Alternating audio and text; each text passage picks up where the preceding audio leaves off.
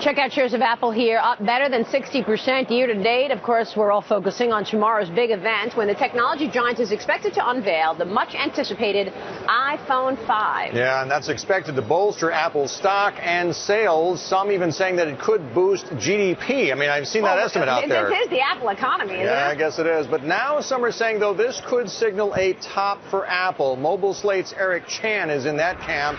But Techno Buffalo's John Rettinger says there's more room to grow. John, I mean, you think the juggernaut can continue, yes? Absolutely, I think continue. And you only have to look outside of U.S. shores to see why. The iPhone 5 is supposedly going to support China Mobile's proprietary 3G network with a subscriber base of over 670 million. Now, if you take in consideration Apple makes more per phone than any other device, that alone should be reason enough to be very, very excited about Apple stock in the future. So, Eric, you're bearish on the stock, right? In fact, you don't think Apple can keep growing at this pace. You're on the other side of that trade. Absolutely not, Maria. When you look at the company, 2/3 of revenue is coming from iPhone sales. Given that several analysts have said that the smartphone market is already saturated, it's competing with a sea of Android companies such as Samsung in a market where you've only seen 6% growth in smartphone sales this year. Well, I mean, you know, isn't it true they've got a pipeline of products? I mean, whether it be new iPad, new tablets, new mobile phones. So won't that be enough to generate growth? I see it possibly generating some growth, but when one product is so dominant like the iPhone for Apple, you've got to be concerned that the other products have to come up and really start showing the same type of growth that the iPhone has. John, do you think that's valid?